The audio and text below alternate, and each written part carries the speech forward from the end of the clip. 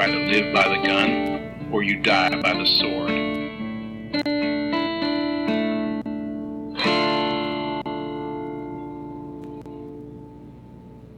Ladies and gentlemen, for tonight's feature we have a match of the ages. In the red corner, standing at 5'8" and wielding a cane sword, all the way from the late Edo period, Zatoichi. And in the blue corner, standing at 6'1" and wielding a machete and various firearms, all the way from the distant future of 2043, Eli. This is the good, the bad, and the weird. I'm Nicho. And I'm Chris. That was quite the intro. I told you. You did warn me you had something planned. That's not what I had in mind. I don't know. I thought of it Sunday, and I thought it would be just it's perfect for a double feature. It is perfect, especially for verses. So this is our first double feature since arguably our very first episode. Yes. And we started thinking of how we wanted to do these, and we thought of wanting to do movies with similar elements, but weren't too similar that they were almost the same movie, just to see what makes one better, what makes one worse, what works, what doesn't work. What tropes are similar, but much like how with our first one, some of those elements worked really great and made a classic, and some of them didn't. Yeah, exactly. And so today we are doing Zatoichi, the 1969? That's a great question. I just have written the TV show was made. 1962, The Tale of Zatoichi. Yes, is the longest running, I guess, movie series. Yes, it's a serial Japanese film with 25 sequels, so 26 total, a 4-season TV show with 100 episodes, all of them starring Shintaro Katsu as Zatoichi. Who is phenomenal, but we'll get to him later. Yes. Also, you know you've made it when there's also a stage production of it. Oh, yes, and we'll get to that too. Yes, we will. So, we're comparing this also to the Book of Eli. Which is, I think, people are probably more familiar with. I had definitely seen Book of Eli and hadn't seen Zatoichi. Book of Eli was a 2010 production, I think. Yes. It's much more American in style than Zatoichi. I mean, obviously, Zatoichi is much older, and Book of Eli is also set in America, but it is, at its core, a samurai film. Yes, and that's because a lot of our tropes from spaghetti westerns pull from Japanese cinema, specifically Akira Kurosawa's Yojimbo, with the lone warrior walking into a desolate town. Yes, and with a mysterious past. Yes, and both of these movies do have that as their front runner of their theme. Even Zatoichi, which after a crazy number of movies, which I guess we should. A lot of people haven't seen Zatoichi, I don't think. At least in the U.S. In the U.S. Zatoichi is from my understanding, is a beloved series. And when they tried rebooting it twice in the past 10, 15 years. And both times have been unsuccessful. Yeah, which is too bad because I have grown to absolutely love it. And I will be watching every single one of the movies and then trying to get a hold of the TV shows. Yes, unfortunately, the TV show and the stage play are actually pretty hard to get your hands on, at least in the U.S. And legally. Yes. We'll get there, though. Eventually. I will eventually find them. But so the reason we picked to head these two is they are both lone wolf samurai style movies. One's a spaghetti western from America. One is a straight Japanese Edo period. Apocalyptic future western.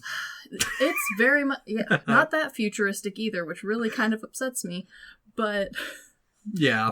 But on top of that, both of them, and for those of you who haven't seen Book of Eli, warning. Because apparently this isn't blatantly obvious at the beginning of the movie, as I found out by watching it with my dear husband, who I'm sorry, Brian, but they're both also blind.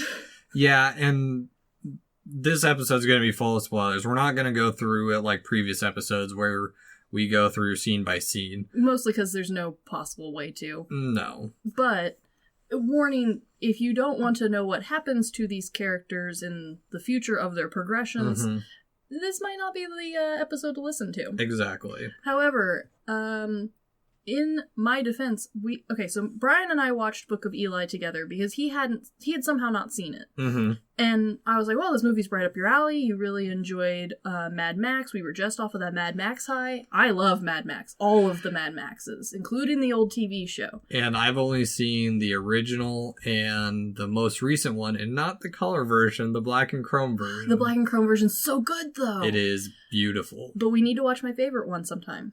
Thunderdome! I love that one. Arguably my dad's least favorite one.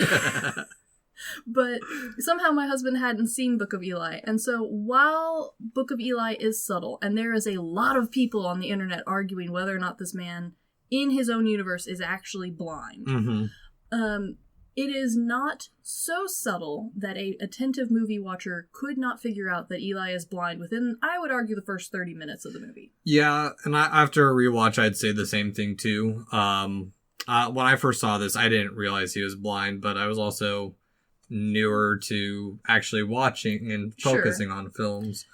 And I would also argue that, like, I come from a true crime and comfort crime background where my entire goal while watching or reading something is to figure out the end before the end happens. So much so that sometimes I spoil movies for myself because I find it to be more fun to see the pieces fall together. Yeah. Hey, Hobbs, be nice. So... But my husband does not watch movies that way. He takes things as they come to him and then processes them all after the movie is completely over, not during. And sometimes still doesn't understand. No, he's not an intuitive movie watcher, so like really vague things are not his cup of tea. Which is fine. I understand that's how a lot of people watch movies, and so I understand that a lot of people probably didn't catch Eli being blind at the beginning, much like my husband. However, my husband made it to the very end of the movie, and I somehow managed to spoil it with only 5 minutes left of the movie, where I was like, Brian, what are you talking about? He's blind. Of course that thing made sense. And he was like, you ruined it for me. So that's also part of the reason why we're talking about these two, is because none of us could get over the fact that Brian didn't catch that. And before we get into it, since we forgot our drink last week. Not that I didn't forget to make one. I just forgot to tell everyone about it. I made the only drink Anastasia mentions in the entire movie. I had to comb through it to find it. Anastasia doesn't drink tea. Anastasia doesn't drink vodka. She drinks lemon water, which reunited my love of lemon water. I now own a pound of lemons in my fridge. It was actually really good. It's really good. So what do we have this week, Chris? This week, I thought I'd be very clever and buy sake. However, I managed to find the perfect sake. It comes in a tiny little tin, and it has a little fox with the hairstyle that's the Edo period hairstyle with the weird ponytail and the headband, and 2 katanas on the front, and its slogan is Way of the Warrior. Bushido. So, cheers. Clinky.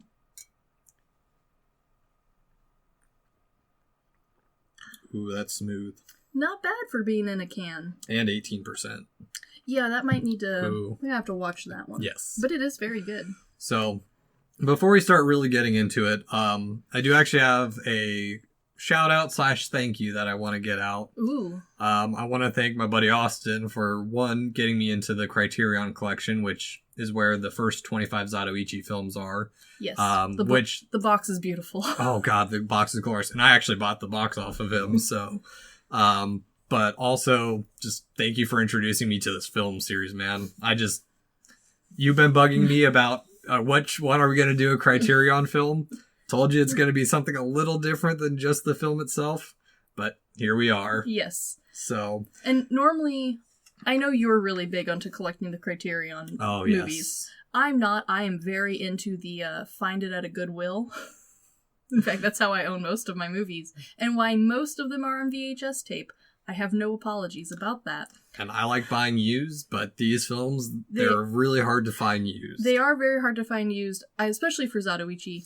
And normally the box art that comes with them is cool. And sometimes the books that come with them are also very interesting, but not, I wouldn't say necessarily worth the price hike for me. Mm-hmm. Zatoichi is hands down worth that price hike. If by the end of this you're like, wow, I love samurai films, this sounds like the thing for me, I would spend the extra money. Oh, yeah. No, this one's worth it. Yeah, it's beautiful, and... The book it comes with is actually informative. It's not just kind of how some of them are like cool pictures and some behind the scenes, and that's kind of it. And this one's very useful. Don't buy it full price. Barnes & Nobles has a half-off Criterion sale every July and November, so... I never get the notifications from them, but I get them from you. Because I am eating ramen that week. Worth it. Mm-hmm. But, so, these two movies are connected by their tropes of the lone wolf coming into town, being something of a samurai warrior. Neither one of them are truly samurai. No. Which is an interesting, I think, comparison that we can make here in a moment. Although, I will say, Eli, from some of his dialogue and what happened in the war before, he is clearly trained, and he somewhat expresses that he has some training. Yes. And even Zatoichi he's too skilled to not have trained under someone.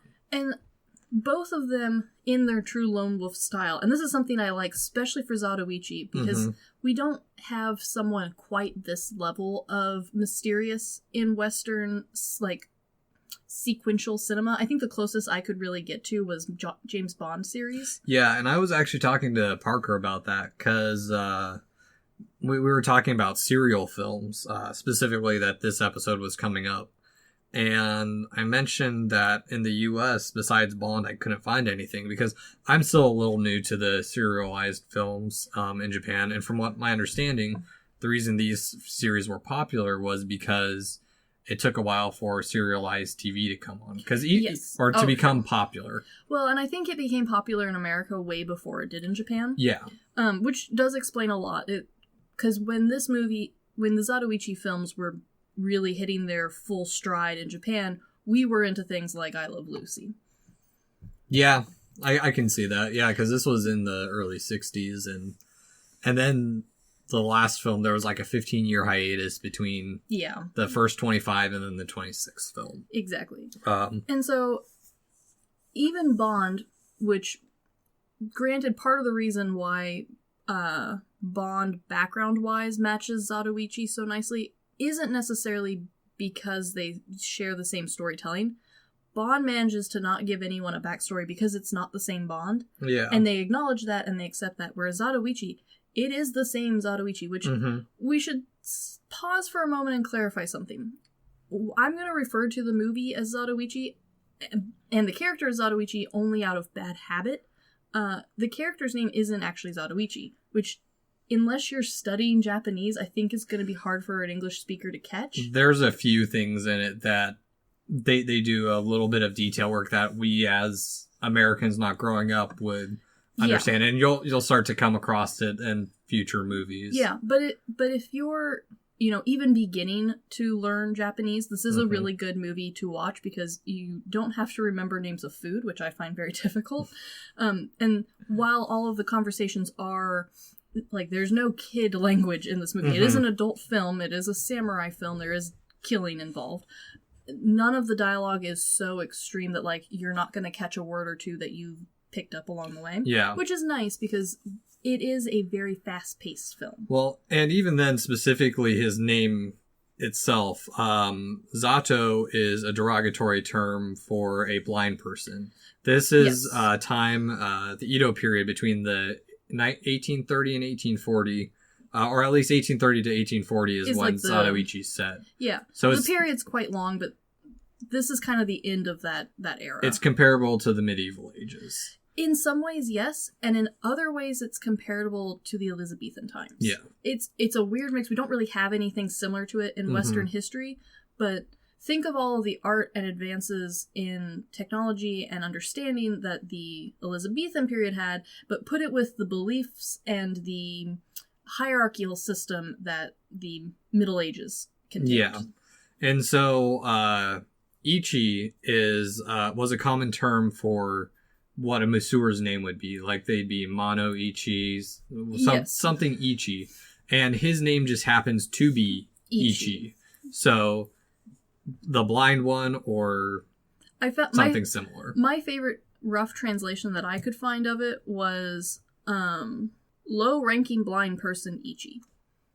Yeah, that's not wrong, because in a society where production is, and being used to society is one of the biggest things. Yes. Being and not blind, just used, but like making something. Yeah. Yeah. Being blind was the lowest class you could have. Yeah. And there was a lot of stigma that went with it that you don't necessarily need to enjoy the movies, but it does help explain some of his choices and wording. So not only were you low on the societal scale, but there was a lot of misconceptions about being blind at this time in history. And where some of these ideas came from, I have no idea. But there was a very common belief that being blind, unlike the Middle Ages, which some people thought being blind was contagious, again, not sure how we got there. I guess disease was a start. I mean, if someone goes blind from a sickness and it spreads, yeah. Yeah. But being blind was commonly associated with being cursed or being even severely disabled mentally, being sexually dangerous somehow. I don't understand that one at all. But even if you, like Ichi, prove that you are a very capable, competent person multiple times over, this stigma was so hard and heavy that that kind of helps drive the story of Zatoichi around. Whereas with Book of Eli, we see a more Western version of being blind, where there's a secondary trope to being blind in both cultures that I want to get to, but the overarching idea is that while, yes, he is blind, it doesn't necessarily change who he is. And granted, this isn't an older movie. It's a new movie, so it's a much newer concept of being blind for the Western world. I know we have not always had such a kind outlook on things. Yeah, but the only thing I can think of someone with visual impairity was the movie Unforgiven that Clint Eastwood was in with Morgan Freeman. Yeah. And even then, very... We've always had a slightly different approach to blindness. Yes, you were still put at the bottom totem pole, but there was less of a necessity for you to find a trait. It was kind of... If we were looking time periodly, Ichi becomes a masseuse, which again is the lowest you can go, but it is a working paying job. Yeah. And it is something that, while maybe not smiled upon, like you don't want to become a masseuse as a little kid, you're not going to be beaten out of the streets for begging for. Yeah, because at the time, from my understanding, you either became a masseuse, a musician, or a monk. Or acupuncture. Acupuncture. That was the other one. It wasn't monk, it was acupuncture. Though I would assume... Hi, Charlie. What are you doing down there? Yeah, I'm going to pet you. But, and I'm sure monk was probably to some extent in the cards in some places, but, you know, well, I'm thinking of another movie where there's a blind monk, and that's actually that'd be an interesting one to cover, Quieten. Oh, yeah. Yeah. And so we do get to see two very different cultural representations of being blind, and yet somehow we get a very similar character out of both scenarios, which is strange to me, but I guess every culture has some version of a lone wolf. Yeah, and I think it's the warrior that is the main key to the connection between the two. Because, honestly, so when I started watching this, it'd been a while since I rewatched the Book of Eli. And after watching Zatoichi, just the opening of Zatoichi tells you everything you need to know about him. Yes. Whereas the Book of Eli, like a lot of post-apocalyptic or sci-fi movies... Or even westerns, for that matter. Well, I'll get to that in a minute. There's this level of world building that you almost have to establish before you can establish a character. We do need to know how messed up is the world first.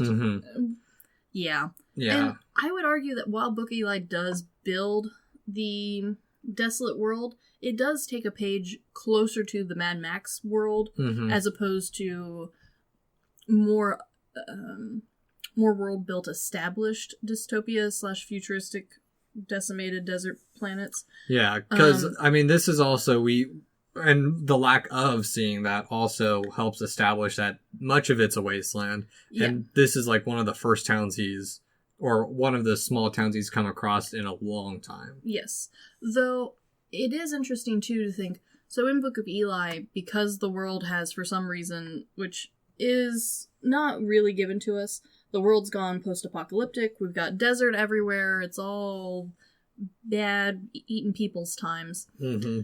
So we get out of that the lawlessness and the gangster mindset, which mirrors very nicely the Edo period's ideas. So during this time period, it was supposed to be illegal to carry a samurai sword. That was only for samurai. Mm-hmm. And samurai were, I guess, kind of like a version of police for some people. Well, it wasn't just a police, it was a class where you were either born or you married into it, or if you did a deed worthy enough, you could be promoted into the class. I guess kind of think like knights.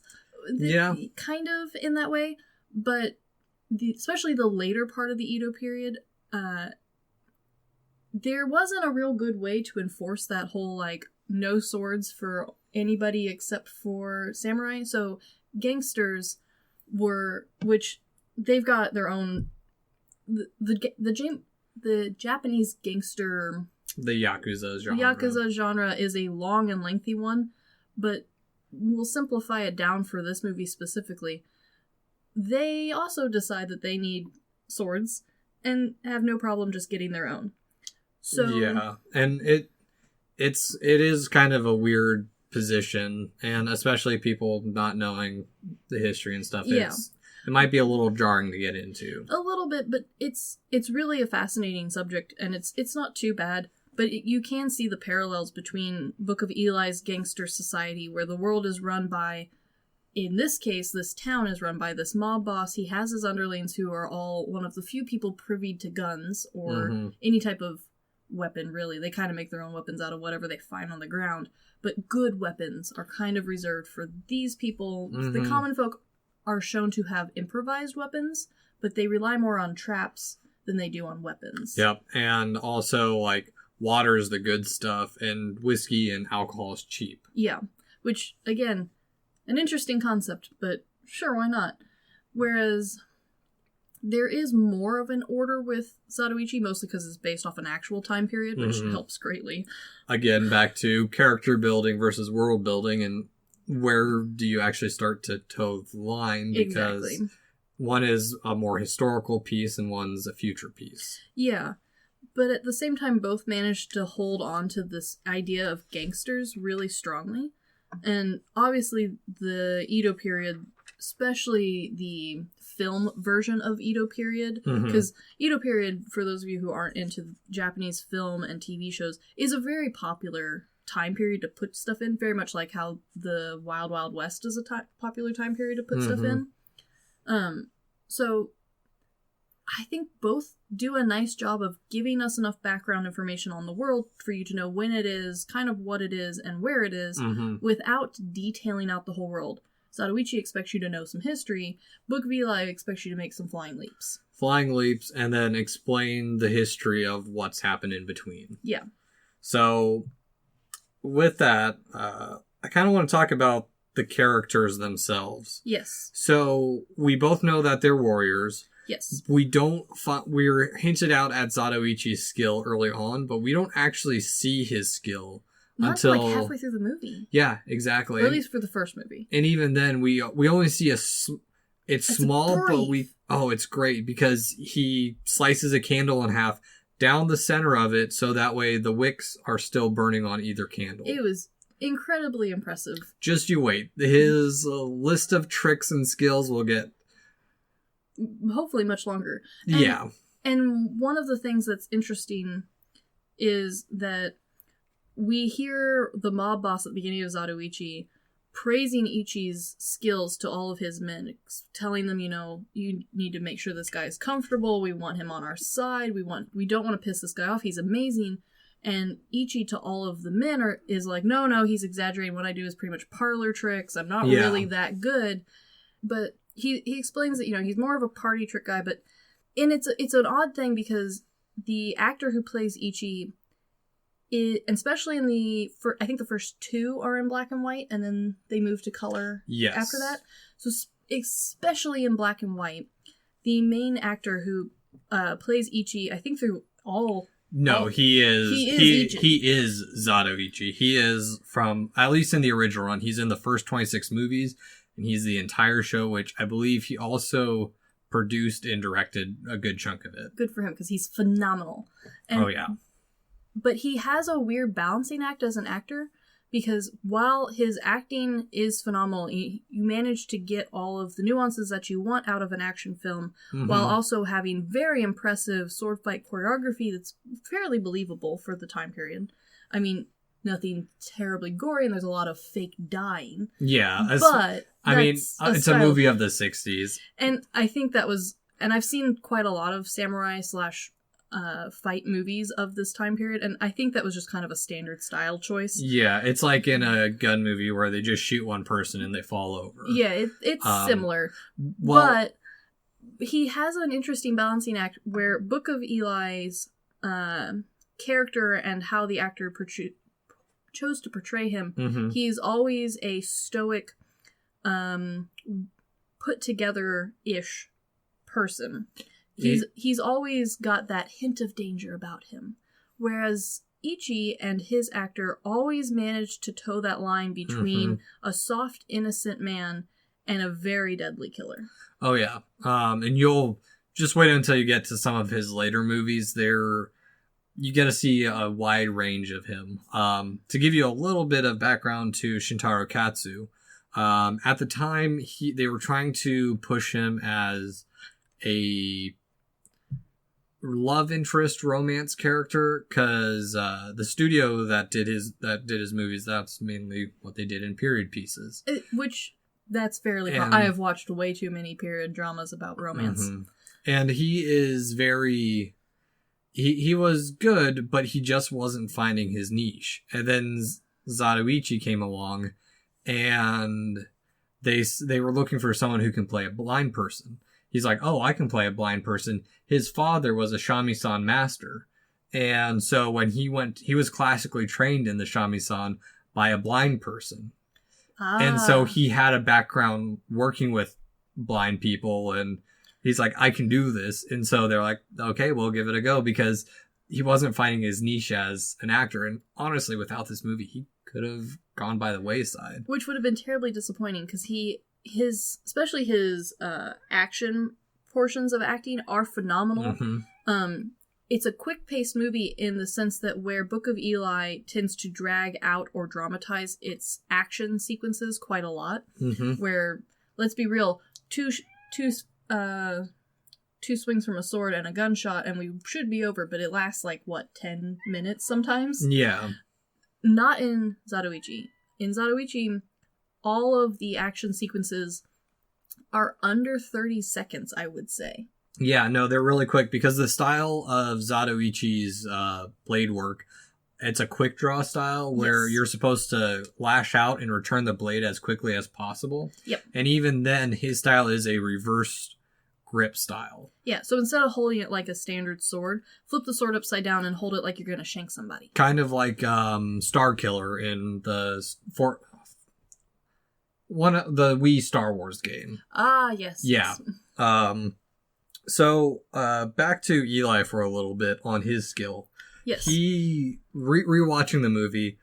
I don't know if the directors knew Zatoichi.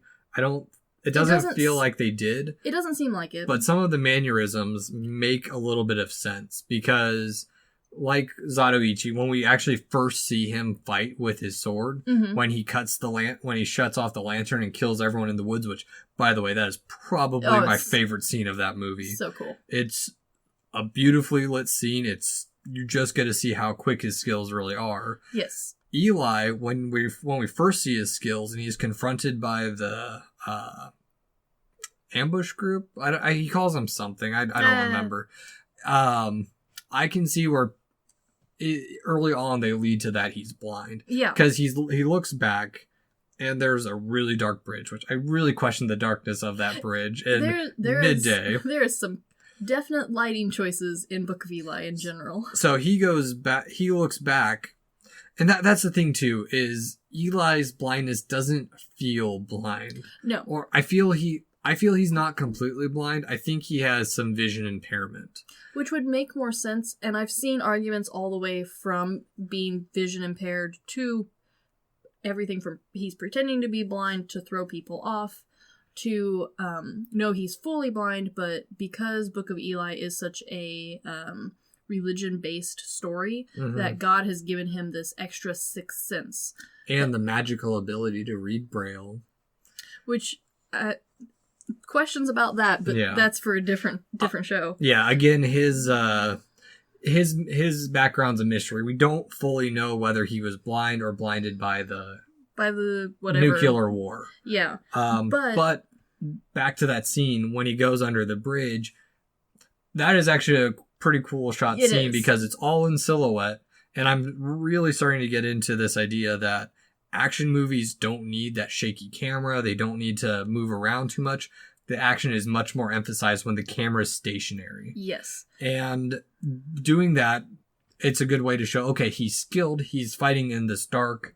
Yes. And especially and I would argue that while the actors in Zatoichi had quite a lot of time to hone and become Ichi, both actors managed to portray that level of quickness that a trained warrior we would assume would have, much to a higher skill that if the camera's shaking and you're doing a bunch of editing cuts, it is kind of hard to judge, well, how fast was that really? Whereas both of these movies do a nice job of giving us a real-time, a feeling of real-time reaction from the character, which feels blazing fast. Oh, yeah. And, I mean, it's not even camera tricks, too. Like, I know in older movies, to make action seem faster, they'd speed up the camera just slightly. Yeah. But this one, it doesn't feel like that. No. And, and the other thing that I think both blind tropes accomplish in these two movies is, and less so in Book of Eli, arguably though, because he has less to worry about, the world's pretty flat. Yeah. But both of them do a nice job of presenting the small obstacles for the characters to deal with. Ichi, you see it quite a lot more. He does accept people's help when he's walking around town. Granted, does he need it? Probably not. No. But he does accept it. He does take his time stepping up and over things in a very realistic manner. And while we don't necessarily see that extent all the time in Eli, the movie's very clever about giving you those little hints here and there, which is how a lot of people figure out he's blind pretty quickly. I think. Yeah. I think with rewatching it, the first time he's reading the book, I think they tried to be very sly with it.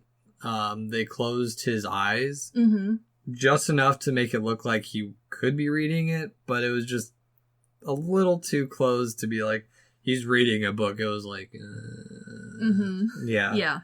And so, while I think, and again, you know, when you've got 26 movies to portray a blind character in who's actively known to be blind, you have to throw more care into those actions. Well, but I would argue that he does a phenomenal job. He takes care in all of his actions throughout the movie. I want to counter that a little bit, because when the first Zatoichi movie was made, like a bunch of other series, it wasn't meant to have sequels. If you remember right, at the very end of the movie, he's walking with he's given up his sword to the monks, and he's walking with a stick. Yes.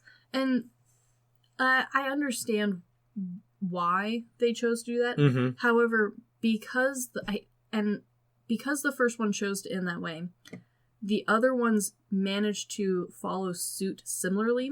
So every time a Zatoichi movie ends, kind of like how in James Bond, minus the unnecessary changing of characters, it's a new story arguably every time. The first three are more linked than the others from what I watched. I haven't watched every single one yet. Yeah, you're only on the fourth one? Yeah, but even the first three, you could jump into any of them without needing to see the others. I'm really excited for you to get to Zatoichi Meets the One-Armed Swordsman. That one I have been told is phenomenal. It came up a lot while I was researching. Okay, yeah, they're all pretty good. Of course, some are better than others. Oh, well, that happens. Yeah, well, another thing to talk about too, as much as we've talked about them being the lone warriors, yes, they do have companion characters. They do have companion characters. Very different companion characters. Zatoichi finds a companionship in a fellow swordsman who is dying of consumption. Which I learned this year is tuberculosis. There we go. It took my husband and I a minute. I think we had to look it up to remember what consumption was slang for. And it was interesting because they do attempt to give Zatoichi a love interest multiple times, especially just in the first 4 movies. That's a women trope. Are throwing themselves at this man. That's a trope for all of them, just to give you a heads up. But I think the idea of finding one companion and losing him, and then having women who you don't want because you're the lone wolf, I think that's kind of a theme that surpasses just these 2 movies. Yeah, it's very common, and while Book of Eli, I would argue, manages to wrap up the warrior friend and the love interest into kind of one person in a sense. See, that's the thing is, Mila Kunis' character in that movie is confusing. It's a bit off for me. Yeah. Because in one aspect, she serves as a plot device to get Eli the water that he wants. Yes. And also provides the initial conflict, or at least some conflict. Some of the conflict between Gary Oldman and Denzel Washington. Yes. And she sits somewhere awkwardly between a daughter figure and a love interest, which... even then, I never saw her as a love interest. I saw it more of kind of like a tag-along disciple.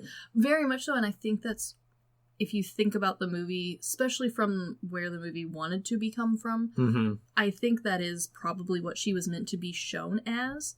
But the dialogue that she's given is odd for the role she's meant to play. Yeah. Whereas with the samurai friend, granted, he's rough around the edges at best, but I think that's part of the reason why he works.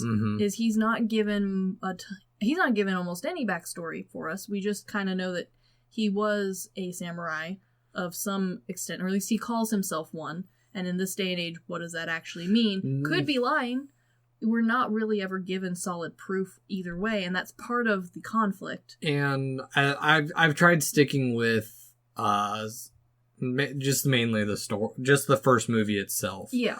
I will give you a little bit of information. Zatoichi has been blind since he was a child. Yes. So we know he lost his... I think they do mention it a little bit too. He's been blind for a long time. He's been blind for a long time. He was never a samurai. He was well trained. He's always been a yakuza. Yes.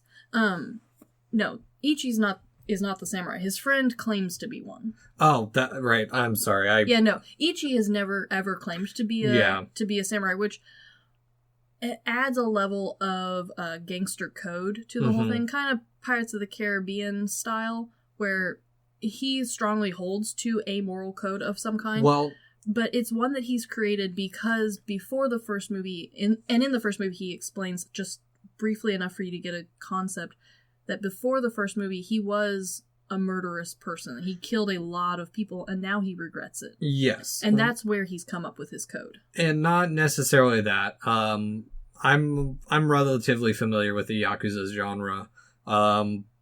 The Yakuza do have a code. Oh, they definitely do. He has a code to follow. He has a code on top of their code. Yeah, exactly. Yeah. So, and that's the weird thing of Book of Eli is we don't have really the rule. And that's a hard thing with post-apocalyptic movies. Yes. Is that without that social structure, we don't really have a set of rules. This is true. Until we find out in the Book of Eli that he's carrying the Bible. That's his set of rules. It is.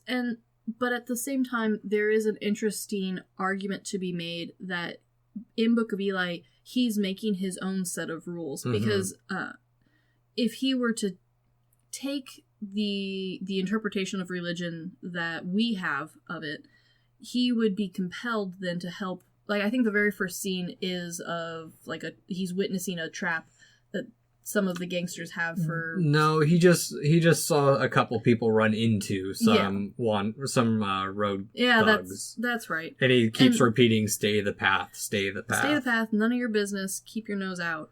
Which is part of his own code. But not necessarily how we think of... And even then, he breaks his code in a little bit of a weird way, too, because... Yeah. Like, Zatoichi breaks his code only when he has to, or breaks his rules. Eli, when he leaves Mila Kunis' character at the cave, he's repeating stay the path, stops, and then decides to go back, which is arguably a good thing, because for as old as Mila Kunis' character is in that movie, she's a ditz. She's such an idiot. Because... even if you've lived in that town, we know that... So we know from the Book of Eli, it takes place 30 years after... some event. The nuclear war or whatever. And even if Mila Kunis was born before the war, and say she's clearly not. No, but let's pretend like she aged really great somehow. Yeah. Even if she was a kid, she would know that it's not safe outside of town. You think that people would tell them about, hey, there's... crazy man-eaters outside of town. Exactly. Yeah. No, she's just not a bright character. No. But... Whereas Zatoichi's friend is hella smart. Smart. Too smart, almost. And he and Zatoichi are interesting because they have a very similar code where they've made it clear that they don't want to fight, but they're forced to. And the way that and this I think is a very interesting dynamic. Book of Eli forces the character Eli into his conflict and choice of breaking his code through emotions, but it's not necessarily like it's a little bit more gray in how he gets to that point, and then also his decision in general is a little arguably gray. You could make an argument for his choice either way, I think. Whereas in Zatoichi, because both characters are given a straightforward code from the beginning, that while we're not laden out with it, the audience automatically knows what it is. Yeah. And while it is slightly different for each character, they line up enough that we are to understand that this is how it is. They are strong-willed. They are perfectly capable of telling other people no and caring for themselves as part of being a friend. Like, they would both be willing to walk out of town and never see each other again, knowing that they're both safe and call it a good day.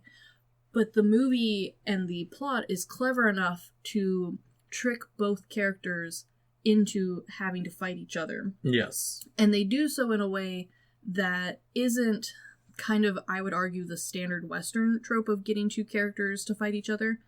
It's much cleverer than that. It's much subtler than that. Yeah, they do Zatoichi, I will argue, has the better writing of the two movies by far. Which is a little unfortunate because the idea of religion in a post-apocalyptic world sounds incredibly interesting. Oh, yeah. And while the Book of Eli is interesting by that stance, I would argue that Zatoichi's writing's way better. Oh, yeah. And even then, like, the antagonists. Gary Oldman's character, as much as I love Gary Oldman... I love Gary Oldman, but... He's not really a bad guy either. I mean, he turns himself into one over the movie, but... He's kind of a flat character. His goal is to get the book, and he wants it because he's seen how it can be used to control people, which is an interesting standpoint because, one, we have Eli, who's following the book, trying to use it to spread... He's not even spreading. He just wants to get book from point A to point B. Yeah. But his belief is that, or I feel his belief in the system is trying to, it's more of a peaceful path. Whereas other guy, Gary Oldman's character, he's more so wanting to use it to control. Yeah, and it's kind of a weird play because Gary Oldman's character, especially at the beginning of the movie, I think depending on what lens you choose to watch the movie from, you could argue that at the beginning of the movie, while he's not necessarily a good guy, you could argue that no one in this world is a quote-unquote good person. Yeah. And that his goal is to bring a sense of order, which is arguably what religion has always done, especially the Bible and what it stands for, especially for the current watcher. And so you could make the argument that that's not necessarily a bad guy move, wanting to bring peace and order to his weird little town through religion. I wouldn't exactly consider it peace, because he does say that he wants to control other towns. He's very tyrannical. He is very tyrannical, but, you know, he doesn't become what I would consider a true villain until closer to when he's actually achieved his goal of getting the book. And it's only really because he's become so blinded by his want of the book that he's kind of lost sight of all of the other stuff that he's already accomplished. Which is an interesting arc for a villain. I think it does, unfortunately, make them a little flat, especially at the beginning, because he doesn't do much. Yeah. But it also kind of makes Eli a little flat, because Eli, while not wanting to necessarily use the knowledge or the book to bring order to a civilization, he's just gotten a vision from God to take it from point A to point B. And, you know, there's no right or wrong initially in that, I think. Yeah, and that's another point I wanted to talk about, is the use of blindness in these movies. It is very, very well picked out, I think, for both, but in different ways. Yeah, Zatoichi is the underdog. Yes. In a time of strife. He's the person that we're going to root for because he's secretly a good guy, kind of. He's a gangster with a heart of gold. Yes, exactly. And Book of Eli kind of has this 3-part system going for it. Yeah, definitely. With Eli kind of blindly he has blind faith in what he's doing. Very much so. With people firing at him, they're missing him. It's like he's protected or something, which... Sure. Which, I mean, I can see the argument for that. I think there's a lot of... Again, depending on what lens you watch Book of Eli from, you know, the story changes just a tiny bit, which I think is part of the fun of Book of Eli and part of the enjoyment of watching it with a group of people, because I think everyone can make a little bit of a different inference from it, which is good. But I would say that Eli's blindness is more symbolic than Zatoichi's blindness. Yeah, and same with, like, in a way, Carnegie's following his blind ambition. Yeah. And then we have the one blind woman who's just blind. Just blind. She... just hanging out there. Yeah. I will say one thing, though, that both of them, blind trope style, choose to follow. But in very slightly different ways. So there is, especially in movies and books, this trope and idea that the blind character, while being blind, has now been blessed, because they lost their sight, with a sense of wisdom. Yeah. And both of the characters, Eli and Ichi, do show off some level of wisdom. Ichi in his holding to a peaceful code, knowing that he is capable of defending himself and those around him if he needs to. And that, well, also his is a little bit different, because he's not going to let the world walk all over him. No, and he makes that very clear throughout the movie. That's the other thing, too, is, like, what's so great about Zatoichi is they do that early on when he tricks them into his gambling. Yes, he does, which is hilarious. It's great. He'll use that trope over and over again. No, it was written down on one of the articles I was reading as one of the ways that this man makes money, and the first one listed was cheating at dice games. Yeah.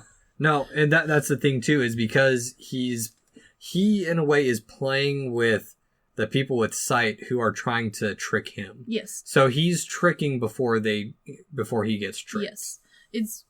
And both of them have an arguable preservation level to them. But Ichi is, I think, more capable of projecting that onto others around him. Because when he runs into, and it's usually a female character who's maybe kind of a love interest for this particular movie, they usually, tell him, oh, I see past your blindness or your disability. It doesn't bother me. We can still be happy together. And he kind of goes out of his way to say, no, that's not really what this is about. I'm not going to drag you down to my status. Exactly. Whereas Book of Eli, his blindness is almost forgotten for a lot of the movie. I mean, it's definitely there, and we definitely get hints of it, and it's reminded to us over and over again. But it's more of a blindness of faith than of anything else. And I think that's where Eli's wisdom is supposed to be coming from. Is it real wisdom? I would argue no, but it's less of a real wisdom and more of an acceptance and blindness to the world around him. He and Carnegie remind me of this, I think it was a proverb I heard a while ago. Fear the old man in a young man's profession. Yes, very much. Or young man's world. Because there's a reason they're alive. Yes. And I think also both choose characters who are on the older end of an action film. Book of Eli picks what we would now consider a more middle-aged man, whereas Zatoichi starts off with a younger man, but he's by no means a young man. Yeah. He's definitely been playing dice for over 10 years now. No doubt about it. He's been on the road for a long time. He's mastered the sword. He's a master masseur. Yes. I don't know if you got into it. He's also a master shamisen player. Of course he is. Why wouldn't he be? He's also a master fisherman, except he catches nothing, ever. Then you're not a master. This hasn't stopped him yet. Yeah. But... So both of them in their own right have, knowledge and understanding of how the world works. And while Book of Eli tries to exhibit Eli's wisdom to his faith, you get the same result out of Ichi, whose entire basis is just around his understanding of the world and how it works. Yeah, and honestly, they do make for two drastically different movies, honestly. Yeah, because Eli, even though they're both wanderers, Eli is very much a point A to point B movie. Oh, very much so. Who just stumbles upon something. Most of the movie doesn't take place in the town or at all. It takes place on the road. It's very much a journey. Zatoichi is very much... He got caught up in something he didn't want to. Wrong place, wrong time. The first two movies are him in the same town, and he's like, God damn it, every time I'm here, I get sucked into something, and it's never good. No, and I don't know. I think as plot devices, as storytelling methods, the Book of Eli definitely makes much more sense for what it's trying to do as as an overall. I would argue that Book of Eli has a much stronger one line story to tell, and in that sense, I think it does better. Mostly because Zatoichi isn't a one story to tell story. It is a journey of a man as opposed to a journey of one man from point A to point B in an hour and a half. Yeah, exactly. And I don't know. They're just, even talking with like the similarities, there's a bit of that difference that just makes them so different. Yes.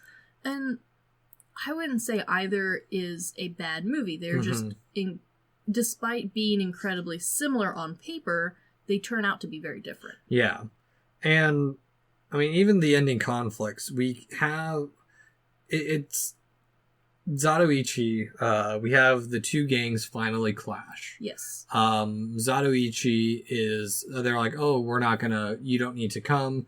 The other swordsman's dying. He's not going to be in the battle, so we don't need you anyway. He's in bed sick. Don't even bother.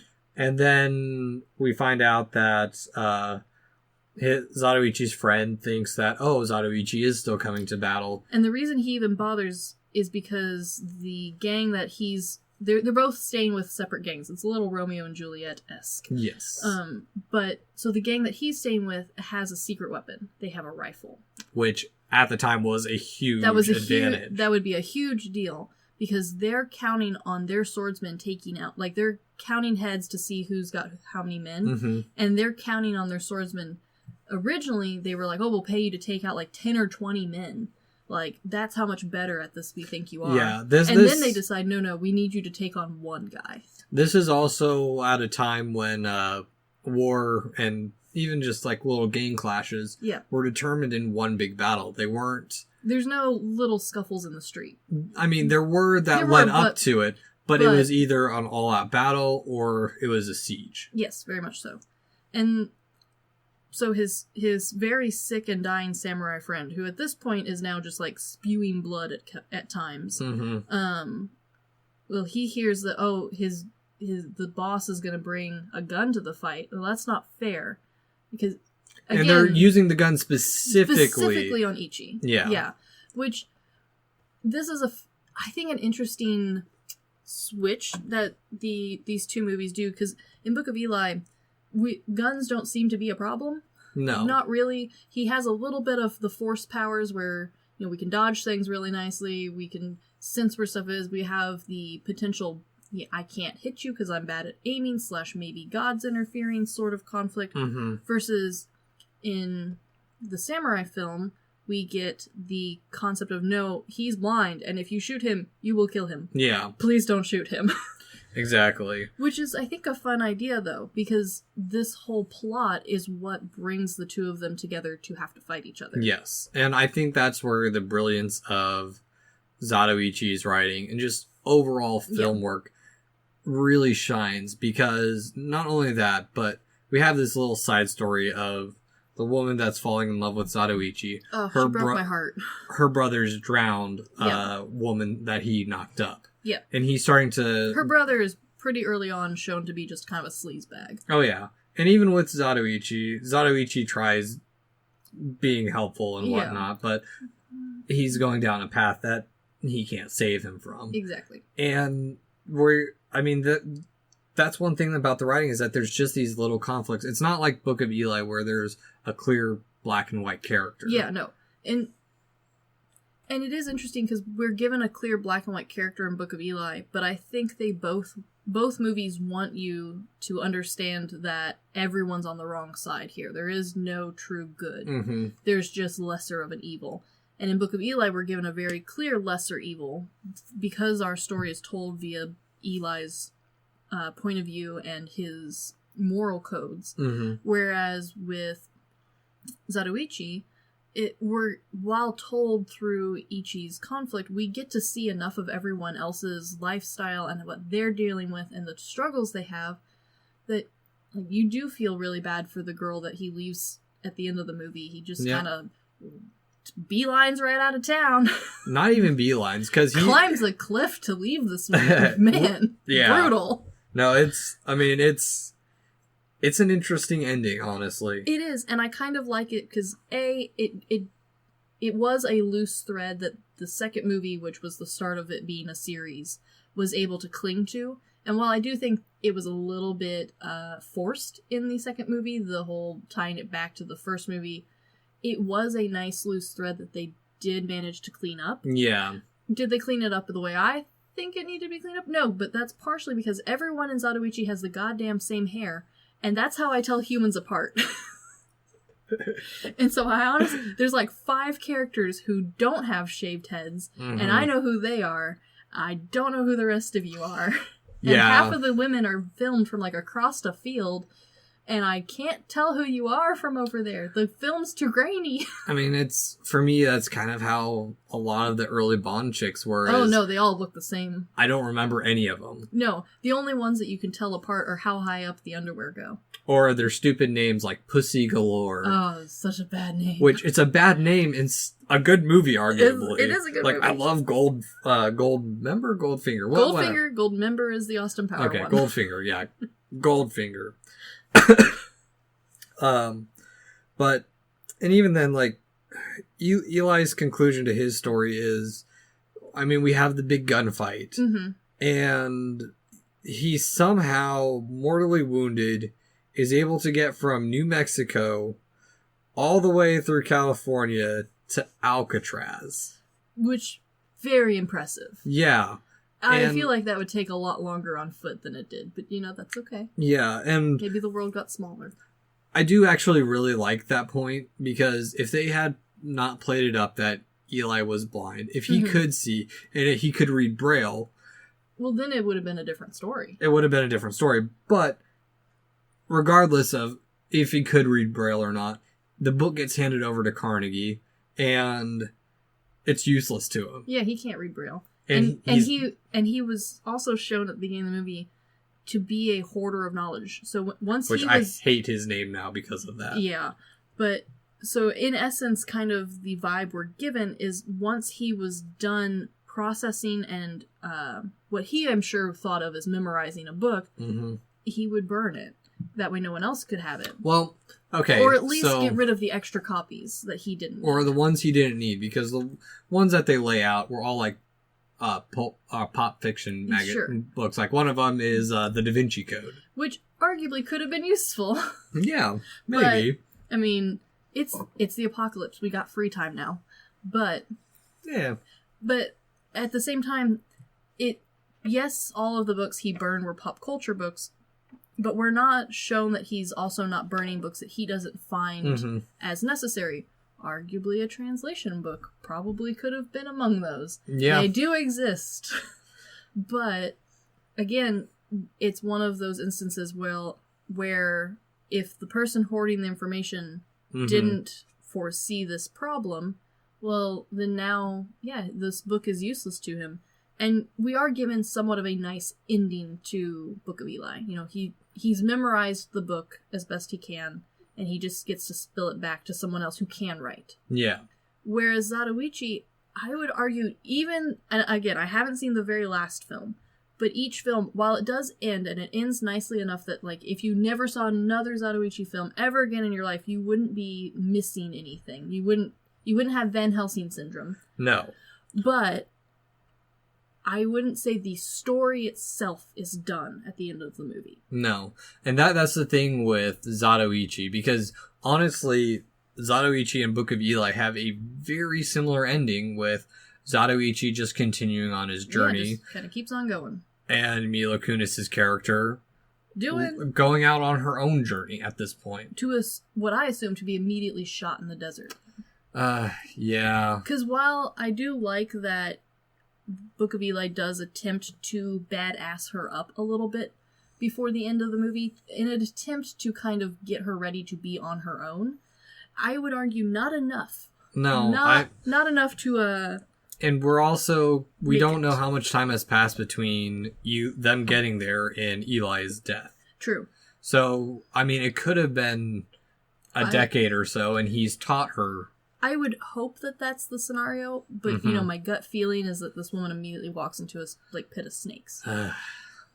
Quicksand was a much more problem than I thought, or much less of a problem than I thought it would be as an adult. Yes.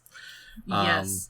But, I don't know, both endings to both series are satisfying, just in different ways. Yeah, and, I don't know, I think it's something to talk about is, like, what both of these films will have an impact on, or, like, what will their legacy be? As we know, Zatoichi has 26 total movies, 100 TV shows, 2 rebooted movies, a spin-off movie about a blind girl trying to find Zatoichi to be trained by him, and then the stage play. That's how you know you've done it. Directed by Takashi Miike. Ah, yes. Yeah. Take a drink, Brent. I am not Takashi Miike related, but I am so excited to force your husband to watch Midsummer. I am looking forward to that so much. I will warn him when to close his eyeballs. But I mean there's something that's telling in that there really is. One standalone movie produced that much content. Yeah. Like, oh no, definitely. And arguably we have, I think Star Wars is definitely leaning more towards that. It's getting there. They've already announced that there's going to be another series of films, but they're going to take place thousands of years before the Skywalkers. Honestly, I'm kind of tired of watching the Skywalkers fuck up the galaxy. Oh yeah, no. I'm ready for someone else to be in charge. They are done. The Skywalker saga is over. Yeah, I'm okay with that. Which is why Rey's not ever going to have another movie again. And I liked Rey, and I liked her actress a lot. So that does make me a little sad, but at the same time, not sad enough to be upset. Nope, I'm not either. No. But, I mean, honestly, the Book of Eli, as fun and enjoyable as it was... It doesn't have anything else to tell, which I think isn't a bad thing. No. I very much like and appreciate movies who say what they have to say with the understanding that this is their chance, they get their message out, they get their ideas out on screen, and then they're done, which is fine. I love those kind of movies. I lied on that the DVD doesn't have anything else with it. It has a little bit. The director and producer, brothers, by the way. Oh, okay. They worked together with a graphic artist and created a graphic novel about the precursor to it. With Carnegie as a child before the war even starts. Okay, see, that I'm okay with. Yeah. Because it's building onto the story that is currently there, as opposed to attempting to continue a story or a narrative that's no longer needing explanation. Exactly. Kind of like how, like, strange comparison, but I appreciate films that do this, and a good example is, like, Princess Bride. Could there be prequels or sequels? Like, could I, as an imaginative person, think of some form of plot that involves them? Sure, I can do it, but what would it bring to the table story-wise? Exactly. Not a whole lot. And whereas Zatoichi, because it's not telling a narrative it's not telling a narrative of, like, society the way Book of Eli is. It's telling a life story of this one person. And not even that. Zatoichi he has an interesting role where he is arguably the main character. Yep. And he's oftentimes the crux of the conflict that's happening in the town. He does get stuck in the middle. I think it's more so the characters around him that are compelling. It's kind of... Oh, sure. It's kind of like One Punch Man. I've talked to Elliot about this, where One Punch Man is a very interesting series in itself because... The main character is nothing. Yeah, he's nothing. He's overpowered. Kind of, in some ways, like Zatoichi. He's the deus ex machina of the story. He's there to solve the problems. And what's interesting is the world around him. Very much so. And I think that is a good comparison. Although Zatoichi definitely does have more character, and you will find out a lot more. And don't get me wrong, I absolutely live for One Punch Man. I absolutely love that show. It's fantastic. But I hate you, Hulu. Yeah. It's okay. I can find it. Yeah. That's not the problem here. But I would say that while One Punch Man definitely, he does have a character to an extent, but his character is to be bland and boring and just kind of a multitude of faces stuck onto the same body, which I greatly appreciate. An everyday guy just trying to save his coupons. Yes, very much. And I would say that Zatoichi definitely has a very similar concept to One Punch Man, but instead of taking the over-the-top cartoony method, it definitely went for a nice, historic, realistic method. Yeah. Minus the very exaggerated deaths of everyone. I watched one man in the background. He'd been sliced down, and like a full 10 seconds later flipped himself over because he remembered he was supposed to be facing downwards. Oh yeah, that'll happen.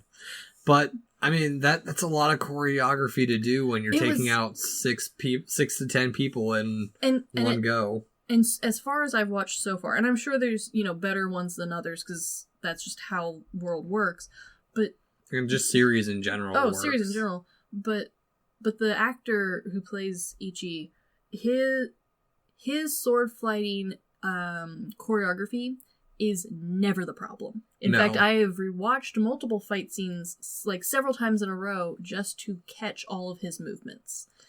But the background people make it for me. Because while he is phenomenal and you feel like he is truly this trained killer, the people around him going, oh, with their arms stuck straight out and then one leg spirals out and they fall over, that is entertaining as well. I greatly appreciate that.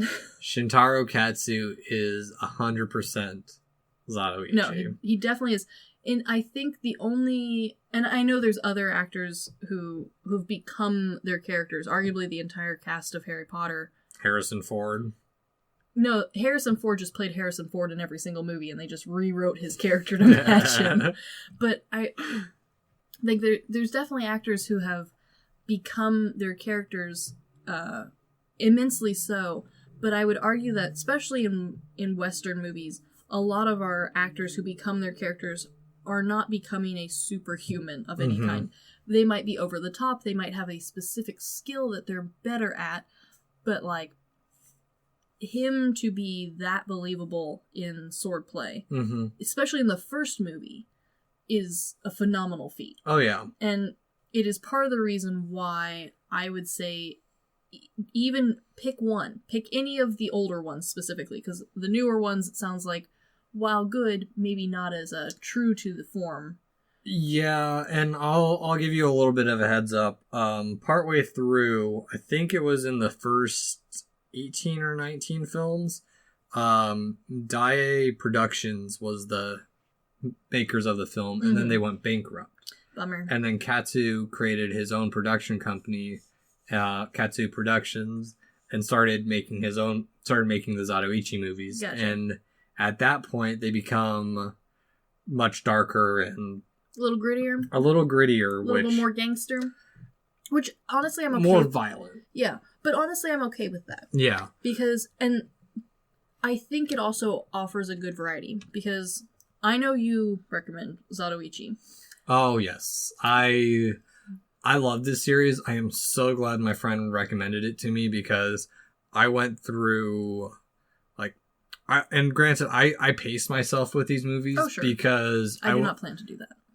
I know you won't. I was warned ahead of time. There are people who, when they binge the series, they get kind of like this, what's the term? It's like too much of a good thing. Oh, sure. And so, like, they just finish it and it's just too much media to consume about one specific subject. Yes, I might have to pace my husband. I'm well versed in this, as I am someone who managed to read all 7 Harry Potter books in 4 days, which I know sounds ridiculous, but I needed to do it because the 7th one was coming out, so I read that one in like half a day. And I still have not read the last one. So, like, I'm used to binge media consumption, especially in shorter movies and books, especially. TV shows I have a harder time with. And then unrelated movies I have a hard time, like, seriously binging, especially more modern movies where we're reaching a 2-hour, 3-hour mark. No. I greatly appreciate that the Zatoichi films are about an hour, if not a little shorter sometimes. They get closer to 2:15 towards the end. But which, I mean, they're reaching more modern times, which makes sense. I like the older movies. They're nice, quick little snippets. We don't have a lot of nonsense fillers or screen caps of beautiful sunrises. I don't care. I want to see him kill people. So, one thing I do want to talk about a little bit is the use of serial films, because I've been talking to people about this too, because I somewhat stumbled upon serialized Japanese cinema. Oh, sure.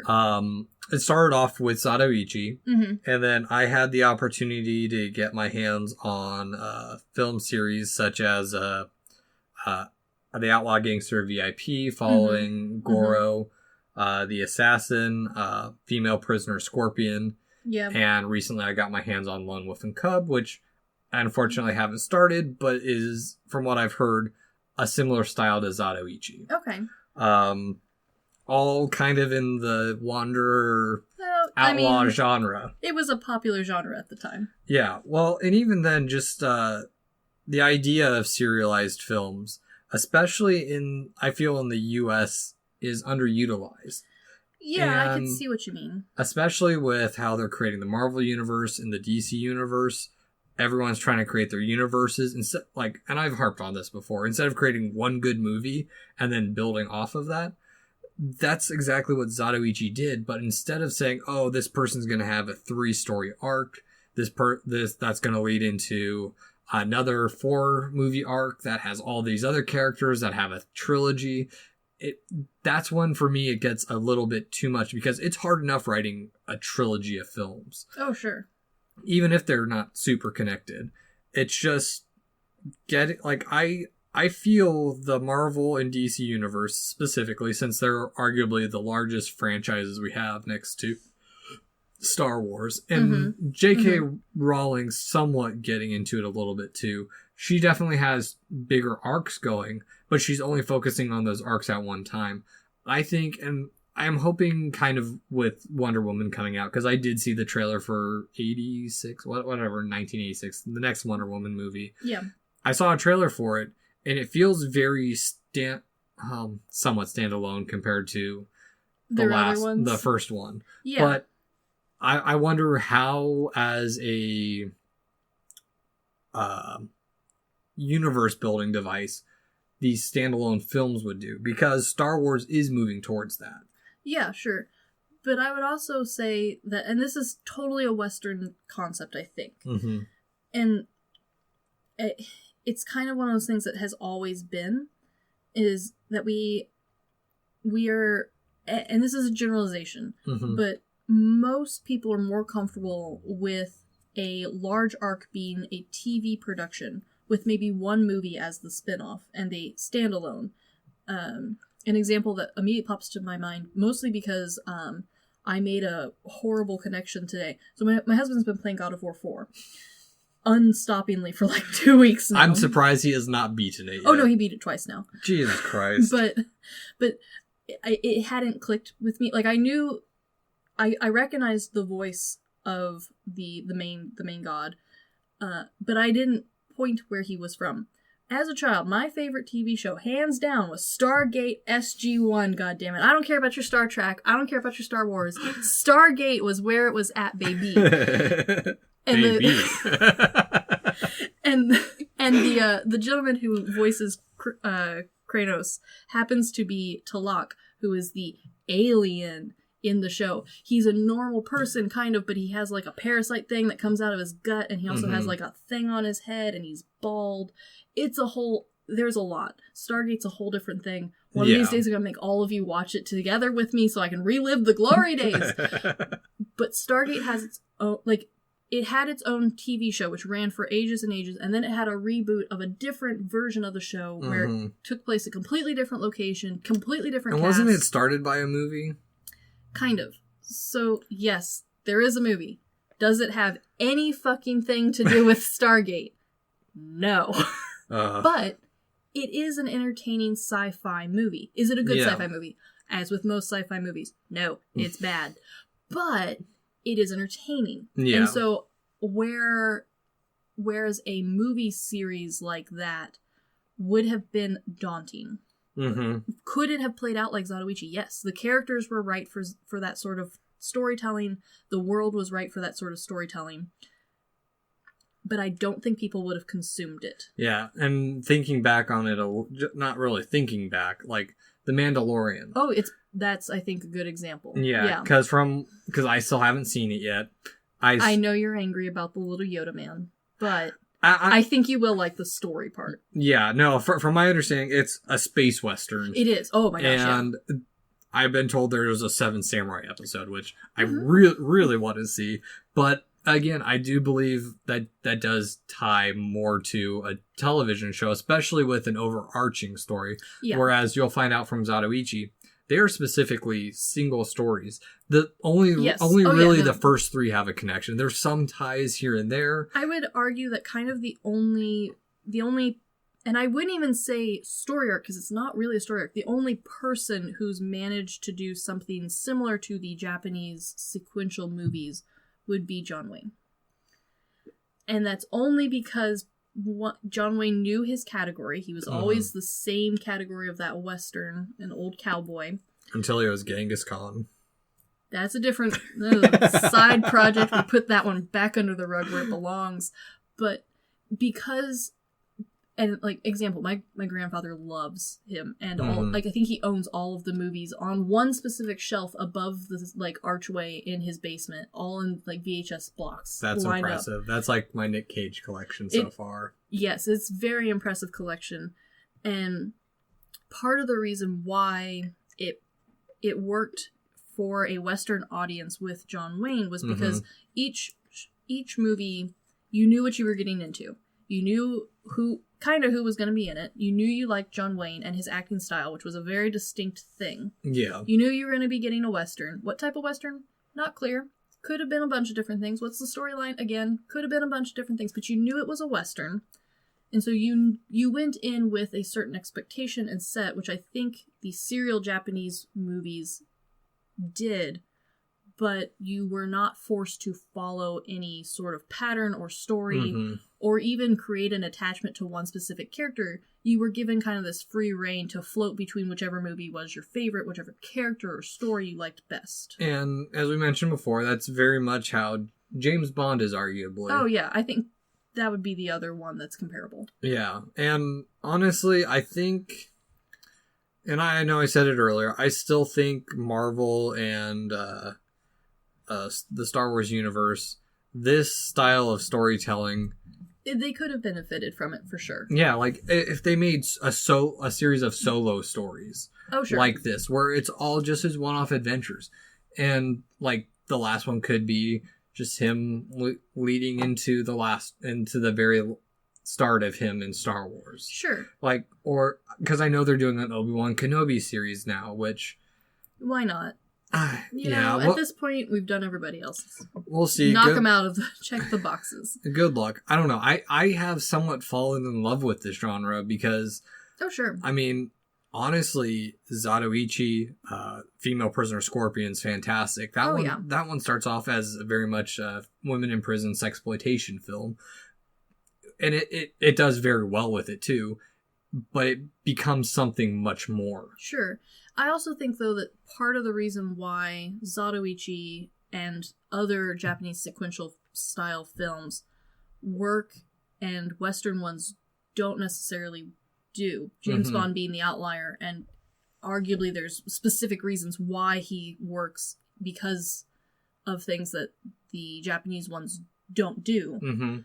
And I think part of that is because of the way Japanese storytelling works. Even in the longer ones, you're not given a lot of fluff that Western films tend to want to put in. The amount of time spent on each character building relationships isn't necessarily as great because you're expected to understand and follow along yourself, as opposed to being hand-led through a movie. And many of the side characters don't feel like filler characters. No. And I'm looking at you, Suicide Squad. But I love it so much. It's bad. No, I know it's a bad movie. Just visually very appealing to me. Yeah. But, and it's not just, I don't think this is just a Japanese sequential movie thing. I think this is something that the Japanese film and storytelling has perfected has had a chance to perfect a lot longer than Western media has. And I think we're getting to a point where we're starting to get something similar, especially with things like The Mandalorian, where, yeah, it's not a movie, but arguably each one's long enough to be a movie. Exactly. And part of the reason why I say that is because I arguably am one of the few humans left on Earth who watched all of Inuyasha. Watched every single episode. I also watched every single episode of Ranma 1/2, which was another notoriously long TV show. I mean, I just watched the Fist of the North Star movie last night and realized that it's its own thing and that it's completely separate from the series. So now I have to go down that 153 episode rabbit hole. 153. Oh, I wish. I'm aware. I'm well aware. But even though that was a more TV show based style one, it did have its movies. It had lots of movies. But the entire premise was to string you along just enough with characters that you were invested, but not so much that you felt compelled to sit down and binge all of them like you get the feeling to with Marvel's universe. Yeah. Where you feel like if you've missed one, you've missed so much you can't possibly connect. Or, well, I just don't care about that character anymore. I'm going to leave him out of the story. Looking at you, Ant-Man, I'm so sorry. But Japanese storytelling, you don't have that problem, and there's a lot of small nuances that make it that way. And is it a bad thing? I don't think so.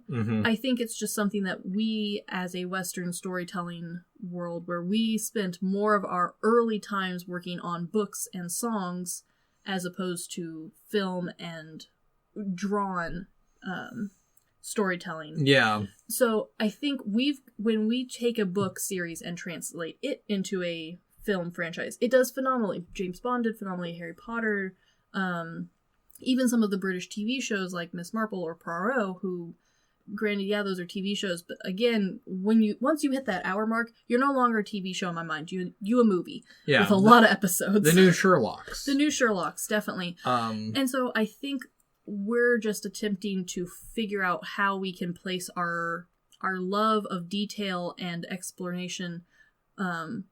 Again, Lord of the Rings, way too many words to describe grass in Lord of the Rings, and yet we eventually managed to get them onto film, and they became a masterpiece. So I think we're getting there. Also thinking of a kind of serialized film series that failed, arguably. Yeah. The Chronicles of Narnia. Oh my gosh. One of these days, we're going to get to Horse and His Boy. That's my favorite book. It's so good. Well, and that's the thing is, I recently rewatched the first 3, and they are very much standalone movies. And again, it's because of how the books were written. And I think that's part of our current problem in Western culture is we have movies and we have books, and then we have movies we've made from books.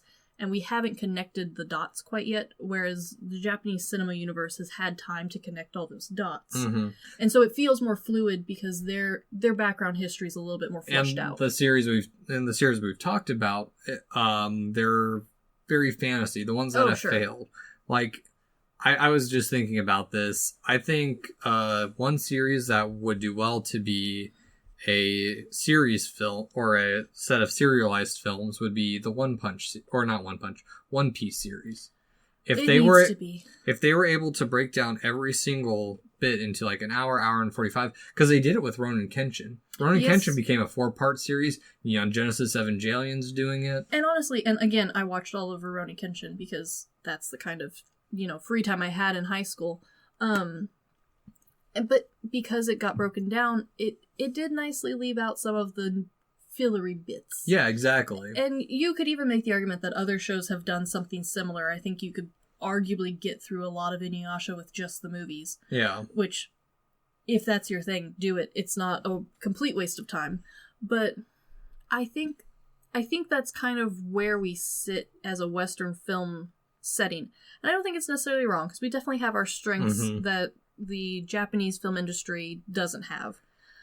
But even then, I would say it's the argument of the medium. Oh, sure. Because on the one hand, we have movie series that are digestible at one piece at a time and just working through it. Yeah. And then we get to TV, and we can go from having a great series that's only a couple seasons or a few seasons, like Breaking Bad, or we can have something that starts off great, like Supernatural, and just runs on for so goddamn long. My poor heart. I loved that show. Even Friends. I'm not a fan of Friends because, it's not your cup of tea. I've watched it. I grew up a little bit on it, and I liked parts of it, but it's one of those series where it just goes on and on and on and on, and it just... You don't see an end in sight. As Phineas and Ferb says, this is the longest summer ever. I feel I would actually appreciate that. You're gonna have to watch it eventually, because I've paid Erica $10 a month so I can watch it on repeat. I'll get to The Mandalorian first. Yeah, that's a much better plan. But anyway, would you... I think that for this specific one, I'm going to rate these two movies separately. Because I don't think, while they are similar, I don't think they are competitive. No, they're definitely... They have similar tropes, and even with their connection, because, as we've talked about, Jimbo led to a lot of the tropes in spaghetti westerns, which are arguably what most of our westerns are now. Oh, sure. I agree with rating them separately, because they are different enough, I think. Exactly. So, Book of Eli for me, I like Book of Eli. However, there's a lot with Book of Eli that I don't love. I'm not a big fan of this particular desert dystopia universe. It's just so overdone. That's not even my problem, because again, I am a huge Mad Max film fan. And so when the new one came out, I was like, yes, please, more desert. But at the same time, their desert was so much different than what we've seen before. Very true. But part of Book of Eli's problem is that it is flat to me. Its desert despite all of the other deserts that I love very much, it's one of my favorite things is random people stuck in a desert in a movie. It's hilarious to me. I don't understand why we do it so much. But Book of Eli's desert is flat. Its characters are flat. And unless you watch it immediately with a group of friends and then kind of have your discussion about whether or not it is meant to be taken literally as a religious film or more inspirational or, more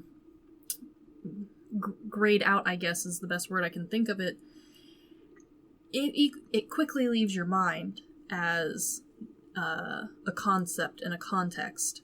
Whereas Zatoichi, though not well known, once it's in your head, you will not forget Zatoichi. No. So Book of Eli for me sits somewhere at the don't buy it, but if it's around, good time to watch. If it's on TV, it's a good watch. It's streaming on Netflix now. It's streaming on Netflix, so if you're bored, if you're sick, it's a good watch. Is it something that I would spend my money and my limited shelf space on at home? No. I don't plan on buying Book of Eli. I don't plan on rewatching Book of Eli. Am I glad I watched it? Yes. I think it is a one-time watch. Is it a one-time watch before anything else you need to drop everything and do it? No. No. On the reverse hand, Zatoichi, drop everything you're doing and watch it. What are you doing? Zatoichi, I know in Japan is a well-loved series. It is a well-known series, just like how James Bond is over here. Everyone knows James Bond. Even if you haven't seen all of James Bond, you've at least seen one of them. You know what the intro looks like, that whole 9 yards. I am looking forward to the day that everyone has seen Zatoichi, and we can all talk about it together. Yeah, I'm very much in the same mindset as you. For me, the Book of Eli, I like the concept. I love the concept. I think it would have been a better book. Yeah, and does that make sense? That does make sense in a weird way. For me, I enjoyed it. The first time I watched it, I didn't know he was blind. That was a big twist for me, as many people. Rewatching it multiple times this year, I feel it's a one-off. To me, as a not super religious person, I do enjoy movies about the subject. And there are good ones out there. Oh, sure. Just for me, the Book of Eli got a little bit preachy towards the end. Yeah, and I see what you mean. Like, for me, I really like the first 2/3 of the movie, but once you get more into it, it's just, I don't know. It just is it's lacking the depth that Zatoichi has. Yes. Because for me, rewatching Zatoichi for third or fourth time, there's a lot to that movie. Just the characters, there's a level of layering. Yes, there really is. Like you mentioned, the characters are pretty flat in the Book of Eli. They have a little bit of mystery to them, but they don't give enough for you to care about that mystery, I think is my issue with it. And even mystery of the world, because they don't explain anything at all. It's like, okay, something happened. Something happened, and that's another... Okay, I do have some issues with the Book of Eli. There it is. So, the Book of Eli, they say it takes 30 years after the explosion, nuclear winter, or whatever. Mm-hmm. I don't feel they gave it enough time for 30 years for people to forget what the Bible was. If they mentioned that, they mentioned in the movie that some people thought, or a lot of people thought, this was the cause of the war and we have to burn all the books. That's not a believable timeline to me. No, and it's also not a believable timeline for what is in place where. 30 years isn't long enough for people to forget all of everything they ever knew before the blast. Exactly. But it's also not long enough. It's also too long for people to have not created more advanced systems in place, more advanced civilizations. A good example, again, because it's my favorite dystopia movie, Mad Max.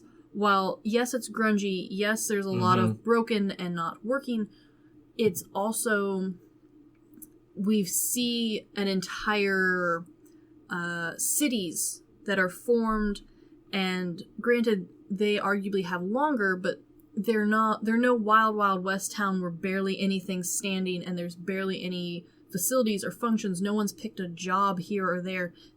No, that movie managed to create all of those answers while keeping its darkness and its grungy dirtiness. Yeah. Whereas Book of Eli, it's just kind of like, no, it's, I don't know, like 30 years. Yeah, I feel if it hadn't been a point A to point B movie, they could have been a book series. Yeah, I feel they could have created something great with it. Yeah, it could have. The concept's there. The execution just didn't quite make it. Yeah, I would say it is worth a watch. It's a fun little curiosity, and it's definitely fun with friends who haven't seen it before. If you've already seen it, rewatch it with someone, because you might end up with a Brian who doesn't ever catch on to the fact that Eli's blind. Oh, it's gonna be so fun making him watch so much stuff. But I mean, it's a one-off curiosity. Zatoichi, or the Tale of Zatoichi, being a one-off movie. the one first movie. I see why it spawned sequels. Oh, and yeah. not just Eli dying at the end, killing off any hope of sequels. As we have seen many times in cinema worlds, just because you're dead doesn't mean you're dead. No, exactly. But Zatoichi really plays on, like, there was something that people wanted more of. Yes. They fell for this underdog. And I think that's part of it too, is Eli's character is, he's kind of an underdog, but he falls under very much almost the One Punch Man kind of Deus Ex Machina formula. I would argue, though, in the opposite way, whereas One Punch Man, Miyazaki, or even Zatoichi, they're all definitely overpowered for the universes that they're living in, but they know that. Yeah. They know that damn well, and that's not really their goal. No. I mean, granted, One Punch's goal is to find someone stronger than him, but, like, that's not so much his goal that he doesn't, like, go grocery shopping and, like, pay his bills. Yeah. Whereas Book of Eli, he doesn't seem to, like, he knows that he's overpowered, but he doesn't seem to... Not that he's overpowered, he's protected. Yeah, he doesn't seem to either lean into it or lean away from it in any giving way, sort of way, any meaningful way. He just kind of is part of him. Yeah. Which I can see why some people might be drawn to that more than I am, but I prefer the more leaning into it method that Zatoichi does, where he knows he's overpowered, and he will, part of his character is playing off of that. Yeah. And so I guess in conclusion for me, the Book of Eli is definitely a one-off. Zatoichi, I highly recommend at the very least the first movie. Having seen all the main ones with Shintaro Katsu in it, even the ones I wasn't a huge fan of, I still found merit in their making. Oh, sure. Like, there's an arc that you'll get to that there's a part where he becomes a bit more pacifist. Okay. And really tries. Not like this one where he's just kind of wandering. I'll let you get to it. But all right. I just recommend the entire series. Oh, for sure. And the other thing that I'll throw out there, just mostly because we have friends who are sensitive to it, if you're not a blood and guts person, the first couple of Zatoichi films, I think the entire first film, there is not even a drop of blood in it. People just kind of keel over and die and hold their guts and go, ah. Yeah. The second film, there is one guy with blood on his leg, and I distinctly remember that was the first time I'd seen blood in the film, because while it is blood running down his leg, it's not gory blood. It's nicely done blood, I guess is the way I'll put it, from someone who likes a gory movie. Yeah. I haven't watched the later ones, so I don't know how gory the later ones get. But if you are sensitive to that, but you want to see it, the early ones are nice, safe movies to watch from a gory standpoint. You'll be able to handle them. I say they get more violent and bloody. It's still of their time, cheesy 70s, 80s blood. There's a lot of holding our side and falling over. Yes. So, I can't recommend Zatoichi enough. Same. I kind of hope that maybe someone will pick it up on TV and play it nonstop in a hotel for people to find, because it is a perfect hotel runner. And even then, if we can find like the right person, I don't know. I think it's going to be so hard to even try and reboot the series with after Katsu. He is the embodiment of Zatoichi. Much like how for a lot of us murder mystery people, we have a Poirot, and we've talked about him before in previous episodes. Like, there is a Poirot for me, and I think in interviews he's explained that he felt like he had become the character and he misses being that character. Part of Zatoichi is the actor, and while I can see the concept and how they have attempted to make it again, no, you gotta watch it with the original guy. Exactly. It's the best. So, anywho, it's been a bit of a long one and a weird one, but worth it. It's been the good, the bad, and the weird. Thanks for listening. Peace.